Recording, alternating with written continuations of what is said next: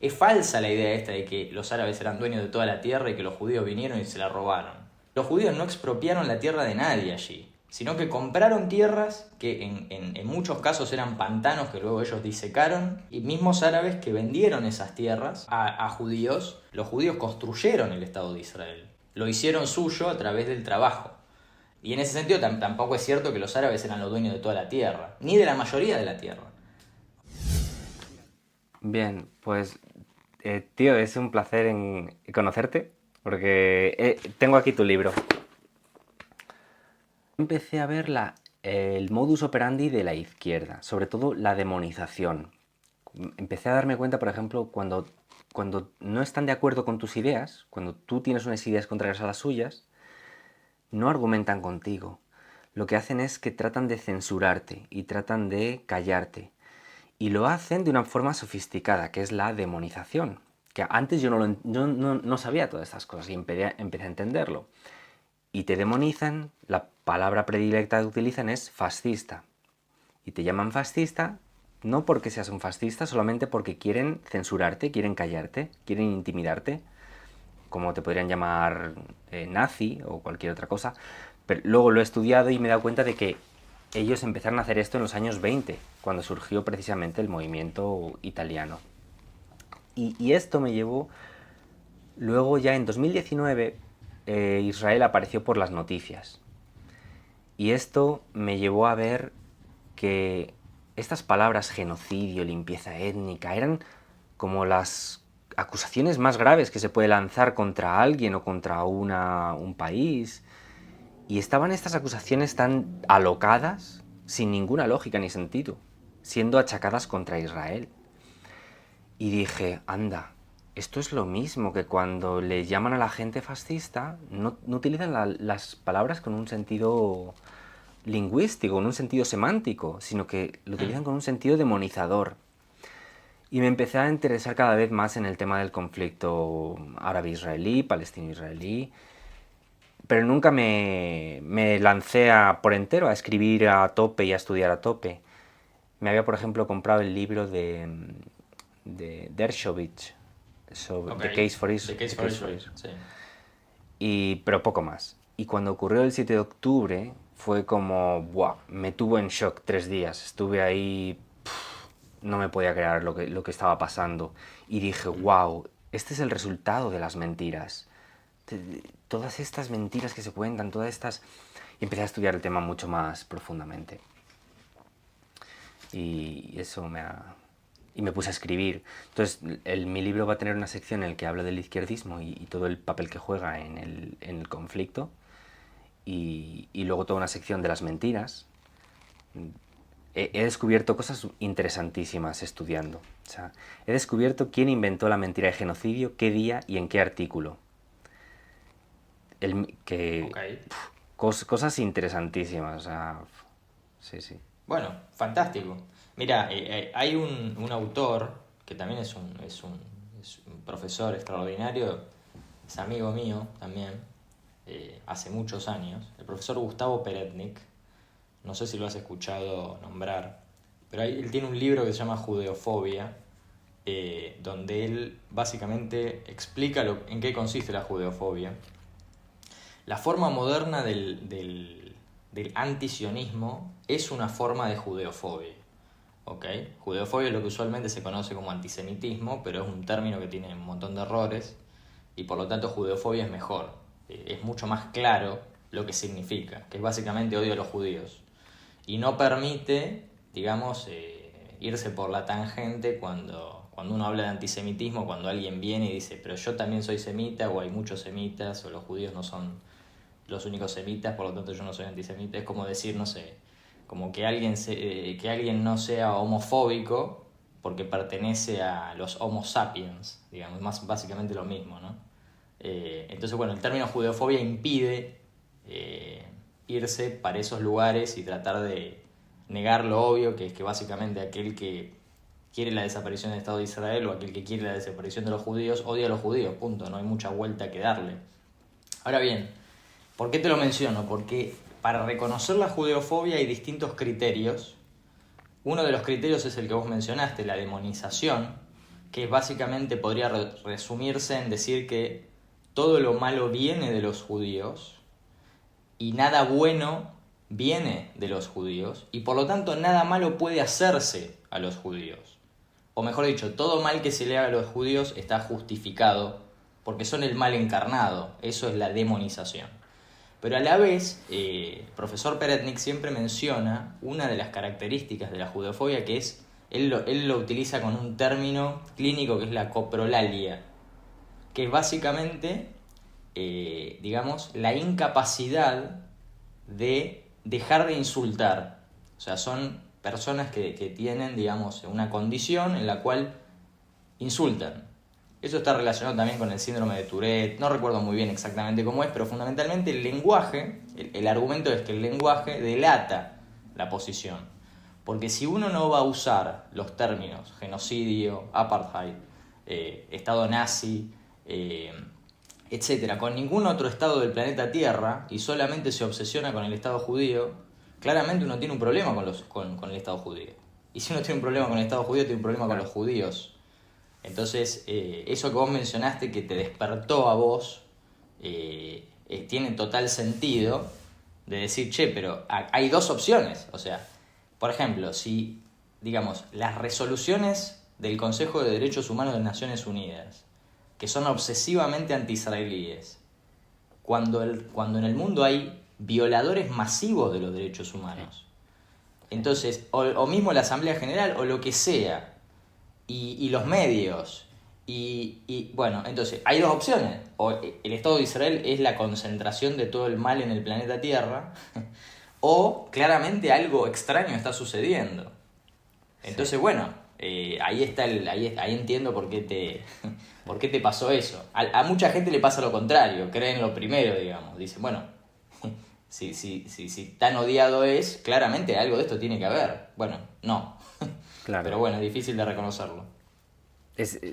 Yo, tal como lo veo, son tantas las mentiras que se cuentan sobre Israel y sobre los judíos, que es que no es de extrañar que tengan ese odio, porque yo al principio pensaba que la mayoría de las mentiras habían sido creadas por izquierdistas, porque veo esta actitud que tienen tan fanática con Israel. Pero luego estudiando me he dado cuenta de que en realidad una gran parte de las mentiras han sido creadas y originadas por los árabes. Y ellos, leyendo, bueno, tu libro, pues documentáis muchas de esas, ¿no? Y después he visto más ampliamente la cuestión. Sí, a ver, diría más bien por estados árabes. Hablar de los árabes es muy general, porque, digamos, hay una parte, digamos, importante del mundo árabe que no quiere tener conflicto con Israel ni tiene ningún problema con los judíos. Mismo uno lo puede ver hoy en día, incluso, por ejemplo, Emiratos Árabes Unidos, particularmente después de la firma de los acuerdos de Abraham, uno puede ver que de hecho incluso hay mucho entendimiento en parte del mundo árabe de lo que pasa en Israel y contra lo que Israel se enfrenta. Entonces, pero es cierto, en su origen los estados árabes han sido una fuente de judeofobia y obviamente de antisionismo, que es estar en contra del Estado de Israel. Tal es así que, digamos, han hecho, digamos, convenciones y conferencias. Una muy famosa fue en Jartum, en los 60. Sí. De las tres no, digamos. No reconocimiento, no negociaciones, no paz. Entonces, bueno, en fin, sí, tal como decís. Sí. Oye, te voy a preguntar sobre el libro. Adelante. La premisa básica, una de las premisas básicas es esta de que, según la teoría liberal, la tierra es para el que la cultiva, para el que la trabaja. ¿Es esa? ¿Sí? Bueno, a ver, de acuerdo a John Locke, cómo uno llega a conseguir propiedad. Un ser humano consigue propiedad si mezcla su trabajo con algún recurso virgen. ¿Okay? Esto tiene un montón de complejidad alrededor, pero fundamentalmente esa es la idea. Y después luego, digamos, obtiene propiedad también intercambiando aquello que obtuvo de forma legítima, o sea, aquello que obtuvo mezclando su trabajo con un recurso virgen, intercambiándolo con otro que haya hecho lo mismo. Entonces uno obtiene legítimamente propiedad, la intercambia, la dispone, la usa, etc. Entonces, bueno, de acuerdo a John Locke, ese es el origen de la legitimidad de la propiedad privada. Pero, en el caso que nos compete a nosotros, ¿por qué nosotros nos enfocamos, junto con Walter Block en este libro, para hablar sobre este tema? En particular, respecto del caso de Israel. ¿Por qué? Porque hay dos mitos fundacionales del antisionismo, que son, el primero, la expropiación masiva de los árabes palestinos durante la guerra de independencia de Israel en el año 1948, y el otro es la limpieza étnica, de la cual supuestamente los árabes palestinos se vieron víctimas en el 48, ¿ok? Pero el primero de los argumentos y el segundo, que está básicamente relacionado, son argumentos de derecho de propiedad. Porque si uno postula la expropiación, uno está postulando dos cosas. Primero, que alguien era dueño de algo, y segundo, que vino otro y se lo sacó, ¿ok? Y que ese que era dueño de ese algo legítimamente. Entonces, desde este punto de vista hay dos factores importantes a tener en cuenta. El primero es el factor nacional, o como la mayoría de la gente entendería este problema. Dirían, bueno, existía allí un estado que se llamaba Palestina y era un estado árabe, y por lo tanto tendría que corresponder a los árabes, ¿no?, que vivían allí. La cuestión es que no había ningún estado que se llamase Palestina. Y de hecho el control de ese territorio en manos árabes fue relativamente, digamos, durante poco tiempo, si uno lo ve a lo largo de la historia. Son algunos siglos. Pero, por ejemplo, los últimos 5 siglos había estado en manos de los otomanos, y entre el fin de la Primera Guerra Mundial y 1948 estuvo en manos del Imperio Británico. Entonces no había un Estado soberano en manos de árabes en el territorio histórico de Palestina. De hecho, el nombre Palestina proviene del nombre que los romanos le ponen a el territorio que incluye, por ejemplo, lo que hoy es Jordania, etc.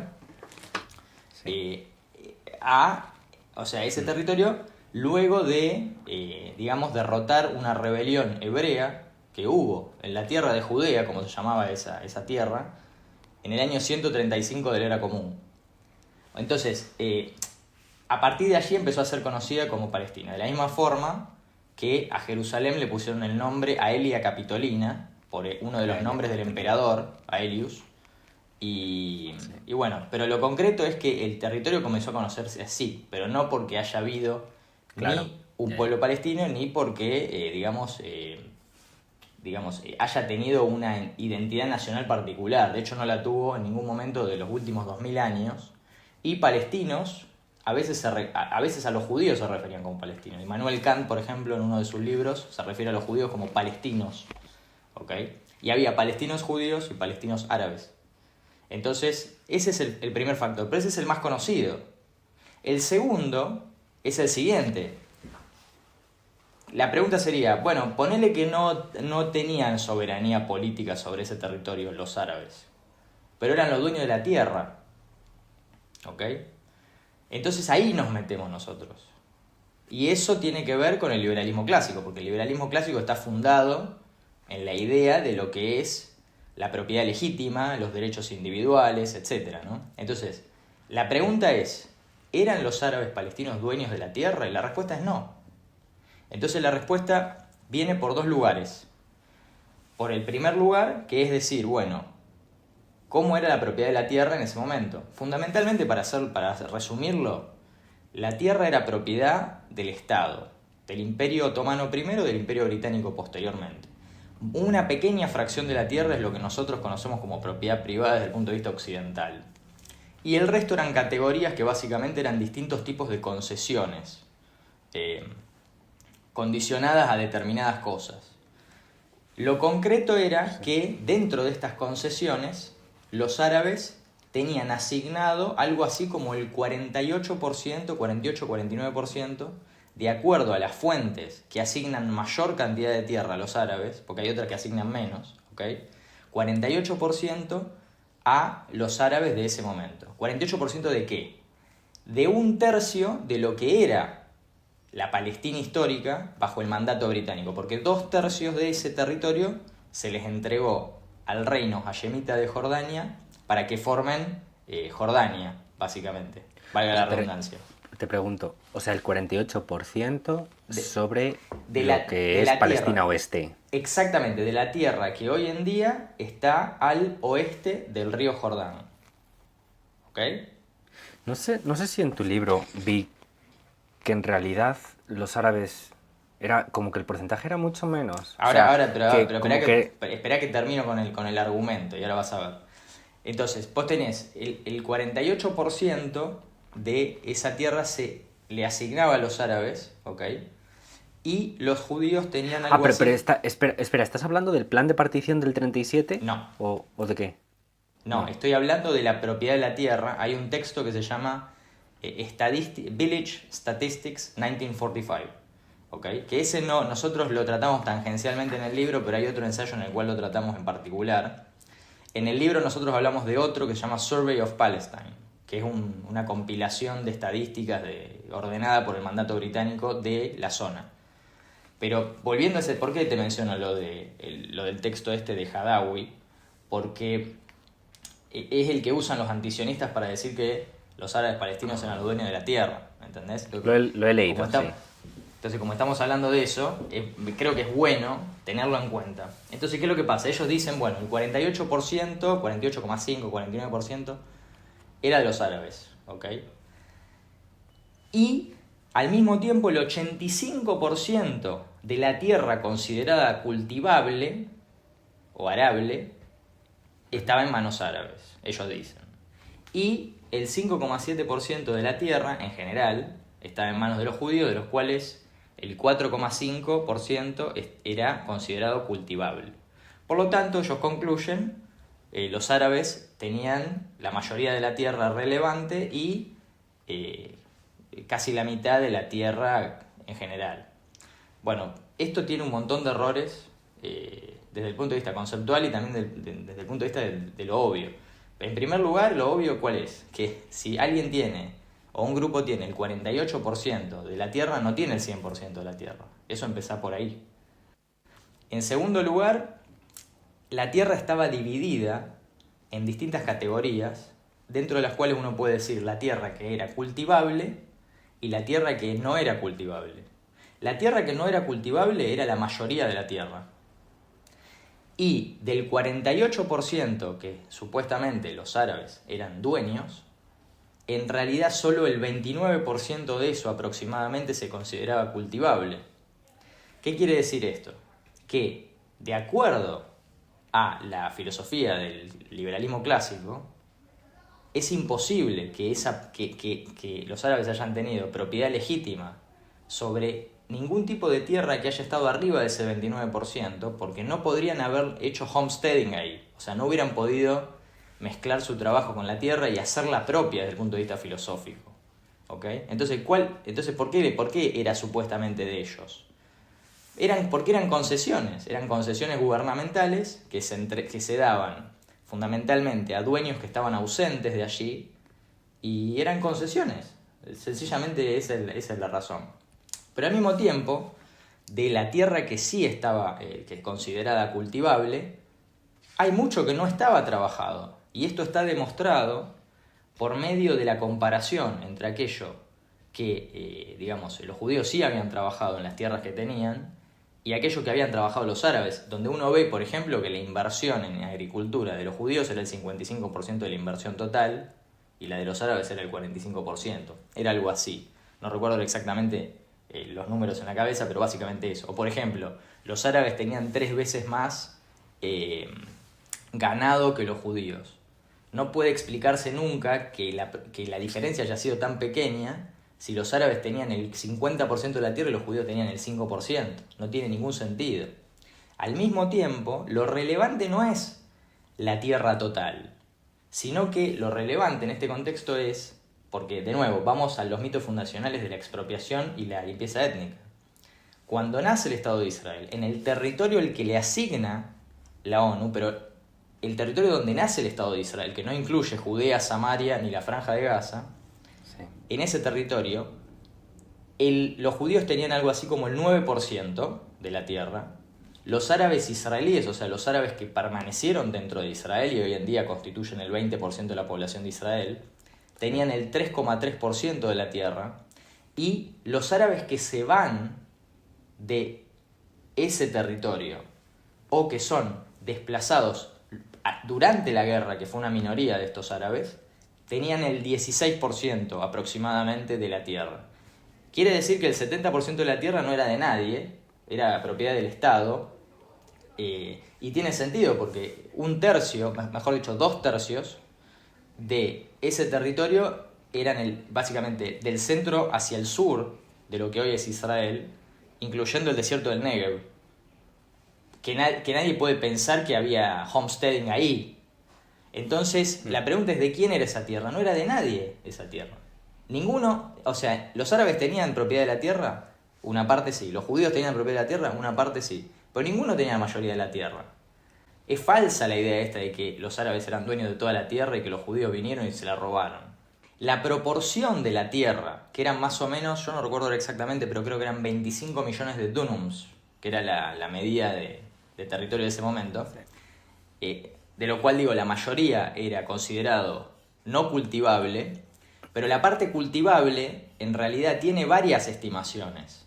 Por lo tanto, si la porción cultivable tiene varias estimaciones, quiere decir que la porción que puede haber sido legítimamente considerada árabe varía en función de eso.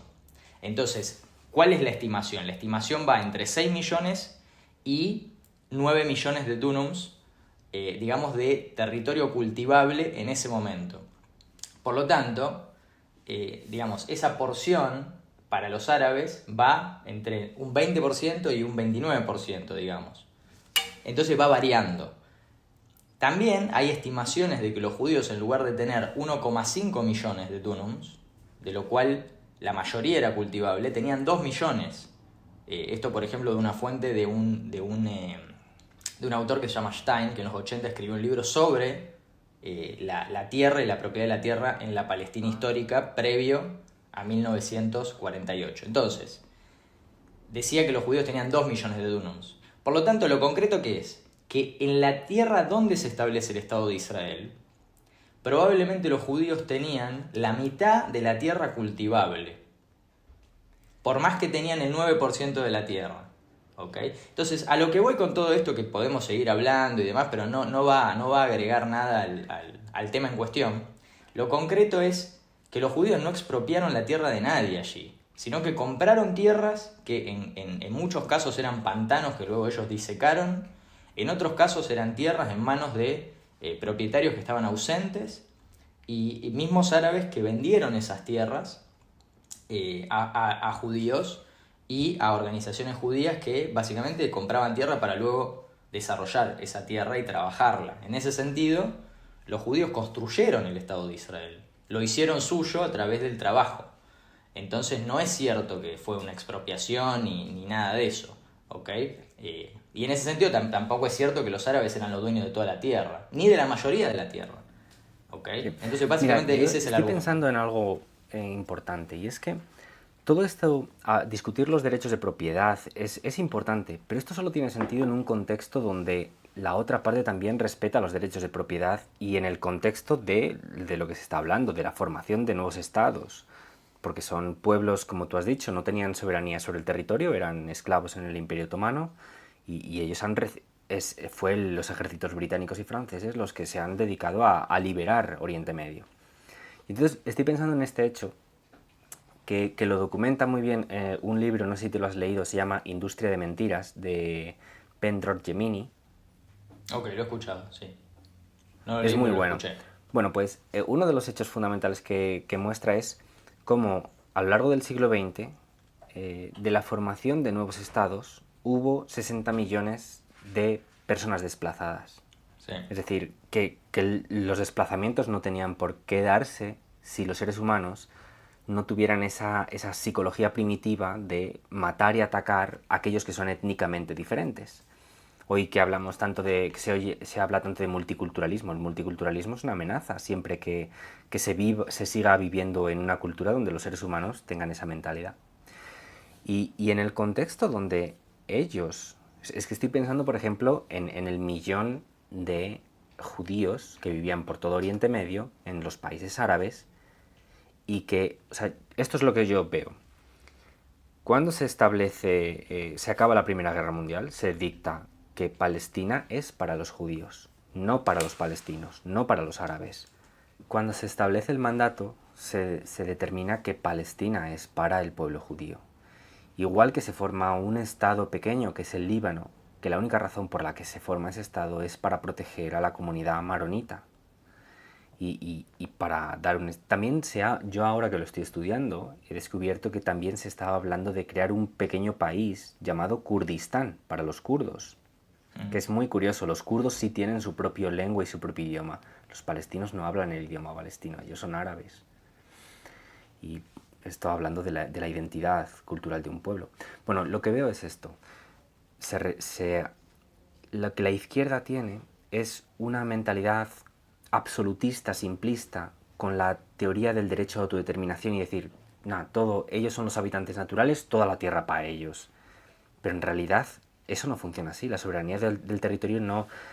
sí que existe sentido y razón, ¿no?, para decir que la tierra es tuya por ser habitante natural, pero en el contexto en el que ya como árabe se te está dando 4 estados, Siria, Jordania, Arabia e Irak, tienes ya 4 estados donde se te está reconociendo tu soberanía, porque no es, como tú decías antes, no es como que ellos tuvieran ahí un país, no es como que ellos tuvieran la soberanía, ellos no han luchado.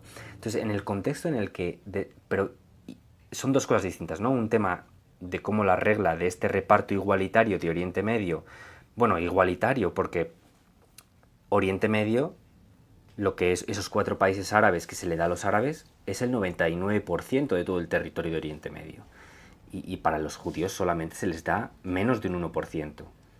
El Líbano e Israel constituyen 1% de Oriente Medio.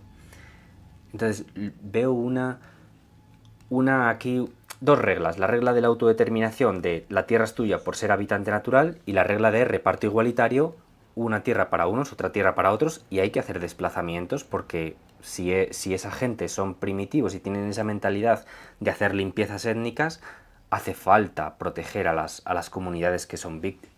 Es decir, yo lo explico en el libro con la analogía de no puedes meter en el mismo corral pollos y lobos. Los lobos se van a comer a los pollos. Entonces necesitas separarlos.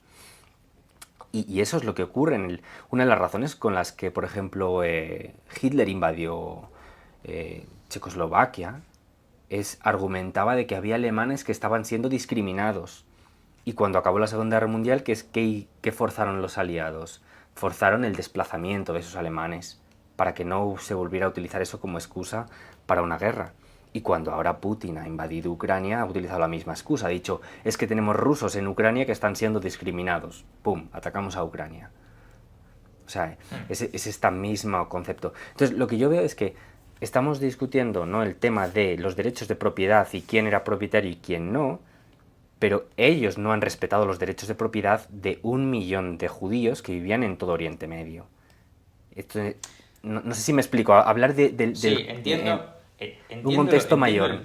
Entiendo el planteo, y respecto de esto que vos decís, nosotros no sostenemos, hay muchos liberales y libertarios que han malinterpretado el argumento. Ellos creen que nosotros decimos que el conflicto es por derechos de propiedad. El conflicto no es por derechos de propiedad.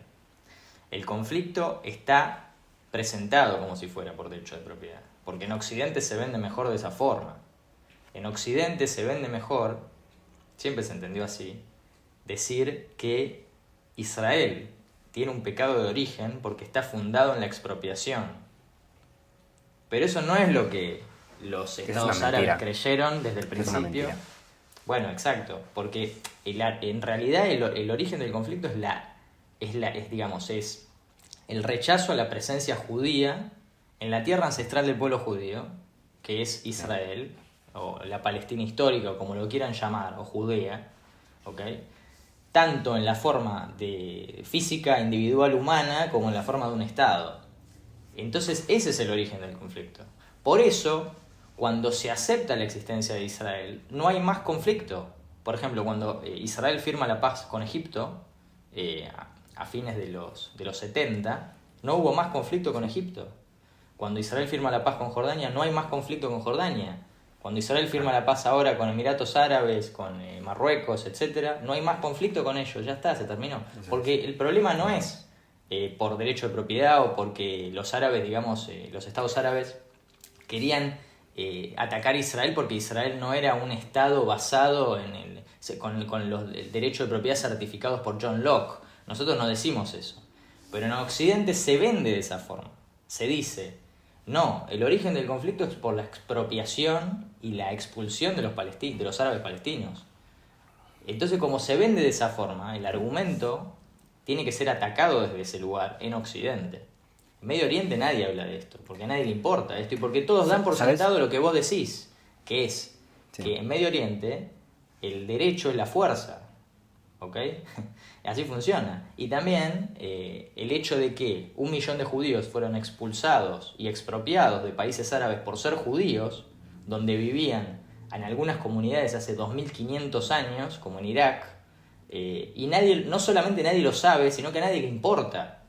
Por 2 razones. La primera, porque son judíos, eso es literalmente así. Y segundo, porque se solucionó, entre comillas, el tema. Porque esos refugiados siguieron con su vida. Algunos emigraron a Israel, otros emigraron a Europa, otros se fueron a Estados Unidos, siguieron adelante. Y ninguno en su sano juicio va a pensar que el Estado iraquí o que el Yemen le van a devolver lo que le sacaron a sus abuelos. No va a ocurrir. Por el contrario, y esto te agrego solamente este punto, cuando ocurre la guerra de independencia, y esto está reconocido incluso por los llamados nuevos historiadores, como por ejemplo Benny Morris, que la mayoría de los árabes huyen por miedo de la guerra. Sí, porque claro, sucede una guerra y la gente se va porque no quiere quedarse entre medio del fuego cruzado. Pero al mismo tiempo hay algunos, una minoría, que son desplazados en el contexto de la guerra que los estados árabes lanzan contra Israel. Y después hay algo así como 150.000 del millón de árabes que vivían en el territorio donde nace el Estado de Israel, que se quedan dentro del Estado de Israel y luego son ciudadanos israelíes. Por eso Israel hoy tiene 20% de sus ciudadanos árabes y en el mundo árabe no hay un solo judío. Esa es la razón. Entonces, ese es el contexto general, ¿no?, de lo que vos decís. Sí. Es que es muy injusto. O sea, mira, yo utilizo mucho el concepto del narcisismo como una actitud psicológica donde las personas abusan no utilizan una actitud racional basada en los hechos y los datos, sino que utilizan las ideas de una forma engañosa y manipulativa. Y yo veo que estamos ante 2 fuerzas narcisistas. Una es el narcisismo izquierdista y otro es el narcisismo árabe.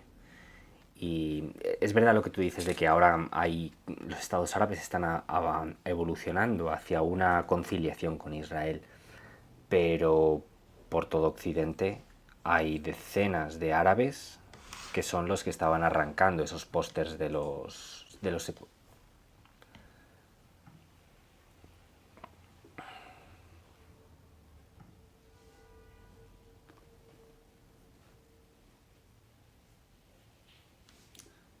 Se cortó de nuevo. Por alguna razón cuando hablas vos, no sé por qué pierdo la señal. No sé por qué será así. Fíjate. ¿Qué cosa? No sé.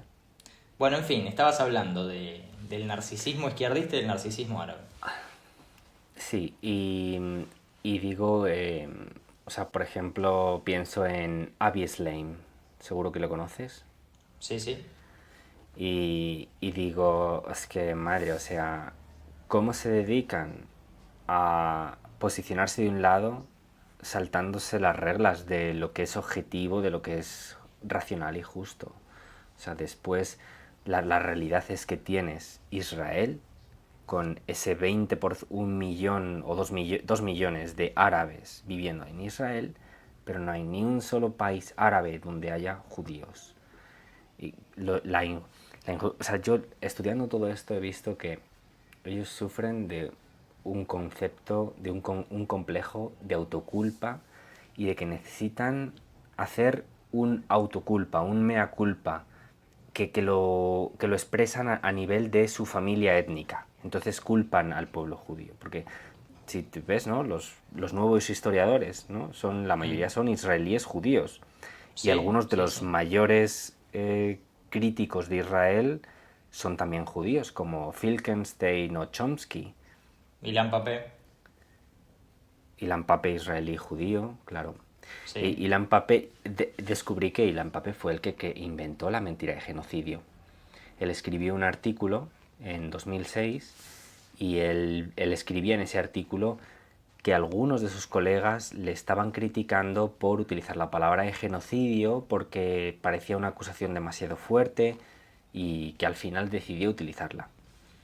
Y antes de 2006 nadie utilizaba la acusación de genocidio y después de 2006 ya ahora todo el mundo utiliza esta palabra genocidio. Sí, a ver, Ilan Papé, Norman Finkelstein y todos esos autores, la única razón por las cuales alguien le presta atención es porque son judíos. Porque, ¿qué pasa? Para un antisionista no hay nada mejor que elegir a un judío que habla en contra de los judíos. Porque eso le da un manto de supuesta legitimidad. La realidad es que, y volvemos al inicio de lo que estábamos conversando. ¿Cuál es la diferencia entre hacer una crítica y lo que hace Ilan Pappé o lo que hace Norman Finkelstein? La demonización. Ellos no están criticando a Israel, ellos demonizan a Israel. Usan cualquier tipo de argumento, distorsión, media verdad o mentiras directamente para tratar de demonizar a Israel y ellos presentarse como una voz legítima porque son judíos o porque, en el caso de Finkelstein, familiares sobrevivientes del Holocausto o lo que sea. Entonces, claro, alguien va a decir, ¿cómo va a ser antisemita este si es judío? Y bueno, por supuesto que puede ser antisemita si es judío. O sea, ¿quién puede negar eso? Por lo tanto, además, en la historia ha habido muchos antisemitas judíos. Por ejemplo, en Austria hubo uno muy famoso, Otto Weininger, que de hecho es famoso en filosofía porque él influyó en cierta forma la obra de un filósofo llamado Ludwig Wittgenstein, filósofo del lenguaje, y era un virulento judiófobo Otto Weininger, y era judío él mismo. Y después, o sea, puedo seguir citando ejemplos, se conoce el fenómeno del judío a judaico, esto. El punto fundamental es que la única razón por la cual alguien toma en serio a esta gente es porque son judíos o porque son israelíes. Si no, nadie los tomaría en serio porque gente que repite lo mismo está repleto por todos lados, dentro del mundo árabe y en la academia. Lo que pasa es que como ellos son judíos, tienen un manto adicional de que genera una atracción, particularmente entre los antisionistas, Sí. porque les hace sentir que ellos no son antisemitas. ¿Cómo no? Claro, el único judío que te cae bien es el que quiere destruir el Estado del pueblo judío. El único judío que te cae bien es el que dice que los judíos son peores que los nazis. Bueno, claramente algo raro hay ahí. Entonces pasa por ese lado, la demonización. Ahora, lo que vos mencionás, de cómo alguien puede, o sea, el tema de la falta de objetividad, etcétera, etcétera, nosotros en el libro citamos a Ilan Pappé mismo diciendo que él no le interesa la objetividad. A él lo que le interesa es aliarse en favor de los oprimidos. Y bueno, y está esta idea del opresor y el oprimido, toda esta dinámica que estamos viendo hoy en día, incluso en la narrativa general, Sí. estaba contenida ahí. Hay muchas cosas que paradójicamente, o sea, que hoy se ven de una especie de acusación contra Occidente en general, que están como en un estado de microcosmos en lo que es la acusación contra Israel frente a los árabes palestinos. Hay mucho de eso, hay un paralelo muy bastante, digamos, significativo y raro, en que mucho de cómo es la narrativa del conflicto árabe-israelí se replica en Occidente en general. ¿Ok? Los pecados de Occidente, los pecados de Israel, en fin. Sí. Sí, sí. Me estaba recordando el libro de David Rich, The Left Jews Problem, el problema de la izquierda con Israel y con los judíos. Y en ese libro habla de eso, de cómo la izquierda ha llegado a adoptar la cuestión de Israel como la epítome de todas las manifestaciones de maldad que la izquierda considera. Sí, Y sí. Yo he creado toda una teoría para explicar por qué la izquierda odia a Israel. A ¿Y ver, quieres que te coméntame. la cuente? Sí, Sí. sí, adelante. Pues en esencia, o sea, mira, cuando se creó la primera mentira, la de la expulsión de los árabes, no puedes hablar de expulsión si estás hablando de una guerra de exterminio iniciada por los árabes. Entonces, no. Pero entonces llegó. Había una chica llamada Dorothy Thompson, que había sido cionista, defensora del proyecto del cionismo. Pero ella no quería ver la realidad. Ya se había dado las masacres del 36 contra Israel. Y entonces, cuando ocurrió la guerra del 48, ella creó un documental como parte de la ONU. ¿Me sigues? Sí, sí, sí, Ah, claro. vale, es que pensaba que se había congelado la pantalla, No, porque no, por suerte te no, veía esta vez fijo. no. Y creó un documental, ¿no? Y como mostrando empatía por los árabe palestinos. Pero qué empatía, ¿no? O sea, lo que empezó a ocurrir es, es este falso humanismo, es esta irracional compasión, una compasión que no es racional, que donde son ellos los que han iniciado la guerra, son ellos los que se han dedicado a matar a los judíos, los que han iniciado el conflicto, pero vas y te compadeces de ellos, ¿no?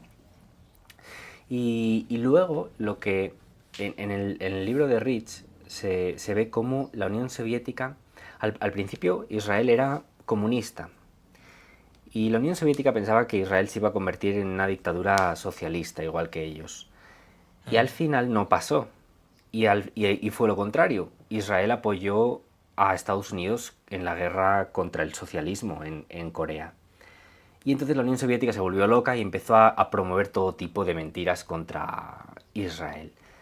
Y empezaron. Hay el trabajo de Isabela. ¿Cómo se llama? ¿Te suena? Isabela Zabarowski o algo así. Bueno, No, no esta me suena, autora. pero de cualquier forma entiendo a qué te referís, que es mucho de la narrativa antisionista tiene su origen en la Unión Soviética, sin dudas, ¿sí? Sí. Empezaron a creer. De hecho, ellos trataron de imponer la mentira de genocidio. Que la mentira de genocidio luego la rescató y la Pape. Pero ellos en aquella época crearon la mentira de racismo con esa famosa resolución que lo Sí, intentaron imponer en los años 60, pero no lo lograron, pero la lograron imponer en el 75. correcto. Y trataron de empezar metiendo todas estas mentiras. Entonces, lo que muchas personas dicen. Espera un momento. Sí, sí, no hay problema. Es que no sé si está metiendo el. Entonces, todas estas mentiras es lo que la gente de izquierdas piensa es que realmente los árabes han sido víctimas de la limpieza étnica, que son víctimas del genocidio, que son muchas veces no lo piensan de forma racional qué significan las cosas, simplemente es una actitud, es una psicología emocional y copian ese sentimiento de estos son las víctimas, los árabe palestinos son las víctimas, los judíos israelíes son los culpables. Y tienen este simplismo de pensamiento, esta baja inteligencia de oprimidos opresores. Y ya, estos son los oprimidos, entonces todo va por ahí. Y se ha creado una tendencia social. Porque hoy tienes nuevas generaciones de chicos que ellos no hacen lo que hacemos nosotros, no se ponen a estudiar libros y a examinar las cuestiones punto por punto y mirar el sentido y la legitimidad o el simplismo de pensamiento de. Yo pensaba que era la izquierda la que había creado también esta noción de que cuando tú buscas cuáles son los argumentos en favor de los árabes palestinos, lo único que tienen es decir que son los habitantes naturales, que ellos vivían ahí. Y esa era una de las principales reclamaciones de la delegación árabe en 1921, cuando protestaban contra Winston Churchill, cuando protestaban contra los ministros británicos. Y la izquierda ha adoptado esta mentalidad simplista, de decir, en lugar de adoptar una mentalidad más objetiva y decir, eh, no tienes un derecho absoluto solo por ser un habitante natural, ¿no? Porque si no, los 15 millones de desplazados entre Pakistán y la India se tendrían que haber creado 800 estados indios en Pakistán y 800 estados pakistaníes en la India. no, eso es un caos y es insostenible geopolíticamente y entonces Sí, se hacen el desplazamiento, ¿no? sí, sí. Y, No, adelante, y adelante. sí, y entonces han creado tantas mentiras y tienen esta mentalidad simplista de oprimidos opresores que han adoptado a este lado. En los años 60 adoptaron la cuestión palestina como si fuera la causa de Algeria o la causa de Túnez o movimientos de estos de tipo marxista-socialista. Y, y entonces se ha acabado creando esta tendencia social. Y todas estas mentiras hacen que todas estas nuevas generaciones de chicos pues se dejen llevar por todo eso. Sí, sí, a ver, pero además es una falsa narrativa, porque a fines del siglo XIX, 1890 aproximadamente, en el territorio de Palestina, la Palestina histórica, había algo así como 450.000 musulmanes y 50.000 judíos. ¿A qué llamas Y la en mil, Palestina histórica? el territorio de Palestina, básicamente. O sea, el territorio de Palestina como se concibió posteriormente a la Primera Guerra Mundial. O sea, la región al sureste de las costas del mar Mediterráneo. Bueno, digamos, el territorio entre el río Jordán, por decirlo de alguna forma. Entre el río Jordán y el mar Mediterráneo, vale. Exactamente. La Sí, zona claro, pero sureste. quiero decir, en realidad las dos Vale, caras, es que al oeste y al oeste. los árabes lo llamaban sur de Siria. Sí, correcto, exactamente. Ellos no Pero lo bueno, llamaban bueno, Palestina, o otros lo sí, llamaban Tierra exactamente. Santa. Sí, exactamente. Bueno, justamente por esto, ¿te das cuenta? O sea, que cuando uno dice una cosa respecto de una tierra que no tiene límites definidos, ni tiene, digamos, es una región que es etérea, digamos, se dan este tipo de cuestiones.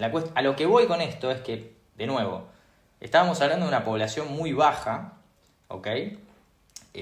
Pero incluso en el año 48 había 600.000 judíos y algo así como 1.1, 1.2 millones de árabes. Es una población bajísima, es un conflicto de baja intensidad que si uno lo compara con otros conflictos, la cantidad digamos, de víctimas fatales y demás a lo largo del conflicto y demás, o sea, no llega ni a los talones de lo que fue el genocidio que hubo en Siria hace algunos años, o del de Sudán, o del de Darfur, o el de Ruanda, o sea, es una cosa completamente Sí, desproporcionada el nivel de atención sí, que se le da a esto, o sea, es una locura, literal. Uno quiere buscar Israel en el mapa y no lo encuentra, se agarra un mapa mundo y no lo puede encontrar porque es muy sí, chiquito. sí, O sea, es una obsesión sí. que no tiene nada que ver con el conflicto en sí, porque el problema dentro de esto es la obsesión que hay por una serie de razones que tienen que ver con la historia, etcétera, etcétera, pero que hay judíos metidos en el medio, porque si no, no le importaría a nadie. Cuando Arabia Saudita y Kuwait, después de la Primera Guerra del Golfo, expulsaron a cientos de miles de palestinos, de árabes palestinos que vivían allí, nadie dijo Sí, nada. Y los sí, expropiaron y exacto, los expulsaron. O por exacto, ejemplo, cuando los exacto. árabes palestinos en muchos países de Medio Oriente no pueden tener ciudadanía y son ciudadanos de segunda, nadie dice nada, nadie le importa. Exacto, exacto, Entonces, exacto, la realidad no tiene nada que ver exacto. con los árabes palestinos, tiene que ver con Israel. Y es más, vos mencionabas el tema de que Mira, ellos eran los habitantes. Sí, sí, perdón. ¿puedo interrumpir? Sí, Yo veo que adelante. aquí un concepto fundamental que he encontrado en buscar explicar Si tú ves la conciencia en Occidente, una de las cuestiones que yo explico para explicar los orígenes del conflicto es la actitud indulgente de Occidente y de los judíos y los israelíes. Indulgente de tolerancia, de históricamente cada vez que ha habido, por ejemplo, la masacre de Jaffa de 1921, Mm. hay un testimonio buenísimo de uno de los oficiales británicos que dice, Samuel, que era el gobernador de la Albert región, Samuel, sí. dice ha sido débil, ha premiado la violencia, en lugar de castigarla, en lugar de ponerle freno, les ha liberado, les ha dado más, ha frenado la inmigración judía, es decir, ha cedido ante la violencia, la está premiando. Y esto lo he visto siempre históricamente. Cuando ocurrieron los acuerdos de Oslo, es como, la única razón por la que estás haciendo esto es porque ellos te hacen la violencia contra ti, es un chantaje. Es decir, ellos te hacen la violencia contra ti y se supone que tú tienes que pagarles para que dejen de hacer la violencia. Es que desde un primer momento no tienen derecho a iniciar la violencia. Es un chantaje, ¿no? Sí. Y esa fue la razón que estaban muy cabreados los israelíes y mataron al primer ministro israelí. Y porque es los árabes tienen este espíritu de violencia, está en los islamitas, y la ponen, y en Occidente está esta indulgencia. Pero como Occidente ha transicionado hacia esos valores más de empatía, de compasión, de más de inclusividad, y se ha abandonado todo eso, y ahora lo que es esta psicología izquierdista tiene tan profunda autoculpa de siempre yo me tengo que culpar, yo siempre me tengo que sacrificar. Pero en este caso no él, sino su propia familia étnica o su propia nación étnica. En este caso, Noam Chomsky, Filkenstein, todo es... O sea, Sí. la única razón por la que se ceban con Israel es porque los identifican como su propia familia étnica. Si no, no lo harían. Sí, hay un auto-odio nihilista en parte de esta élite ilustrada de Occidente, que considera que, de nuevo, este proceso, mismo proceso de demonización, pero con Occidente. O sea, todo lo malo viene de Occidente, nada bueno puede venir de Occidente y nada malo puede hacerse de Occidente. Al mismo tiempo, nada malo puede venir de los enemigos de Occidente. Y si hay algo malo en los enemigos de Occidente, es por culpa de Occidente también, porque los provocó, los generó, lo que sea. En fin, es un auto-odio y un nihilismo que no busca mejorar nada, sino que busca destruir todo, básicamente. Entonces, respecto de lo que vos mencionabas, del tema de los acuerdos de Oslo, pero antes quería agregar un punto adicional a lo anterior, que es que Sí. la realidad es que en el territorio de Judea, o la tierra de Israel, o la Palestina histórica, nunca hubo ningún desarrollo demasiado importante. O sea, el lugar estaba prácticamente deshabitado durante los últimos 2 milenios. Había ciudades que ninguna tenía prácticamente ninguna importancia, ni siquiera Jerusalén, y salvo por Iafo o porque era histórico nada más, pero no vivía mucha gente ahí, prácticamente nadie. La tierra estaba completamente, digamos, desperdiciada, o sea, era la nada misma, digamos. Cualquiera que agarre un libro de historia puede ver qué clase de desarrollo había ahí en el siglo XIX, ninguno. O sea, y el desarrollo empieza a principios del siglo XX en gran parte por la inmigración sionista de judíos que iban a trabajar la tierra y que iban a invertir en industrias tanto digamos, agrícolas como digamos, de bienes y servicios allí, que también atrajo inmigración de árabes, de lugares vecinos, de Egipto, de Siria, etc. Bueno, Ese es otro punto que me encanta. sí, sí. Entonces, bueno, lo concreto es que esto está completamente fuera de proporción. Pero a lo que iba respecto de los acuerdos de Oslo, que es exactamente lo que vos decís, que en Occidente existe la idea de que cuando vos das un gesto de buena voluntad, tu enemigo o tu adversario lo va a interpretar como un gesto en favor de reconstruir una relación o de conciliar. Y tu enemigo, si no cambia su premisa básica, que es que quiere destruirte, lo va a interpretar como un acto de debilidad, no como un acto de buena voluntad. Mira, Entonces, yo lo explico. Sí. sí, Yo digo, ellos son narcisistas. O sea, es como la antigua mentalidad en Europa o en América hace 100 o 200 años. La gente era mucho más narcisista, era un pensamiento más simple, más básico. Y ellos son así. Y es lo que tú dices, es tú cedes ante su violencia y se creen que eres débil y que tienen que incrementar la violencia sí. y atacarte más.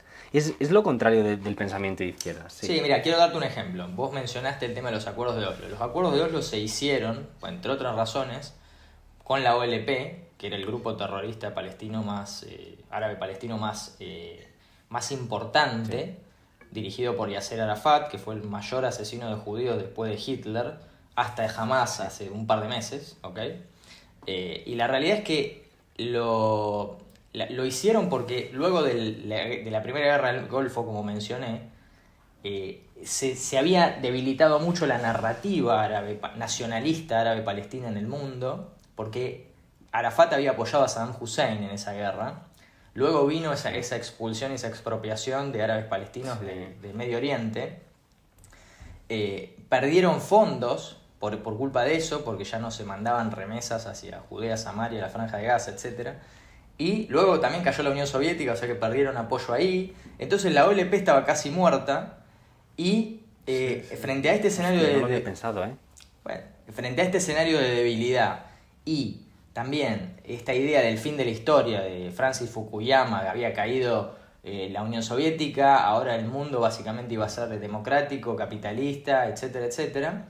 Entonces, dentro de esa idea, había que terminar con este conflicto y con quién ibas a negociar. Bueno, tenés que negociar con tu enemigo, que es la OLP, porque no les queda otra. Entonces, ¿qué es lo que hizo Israel haciendo esto?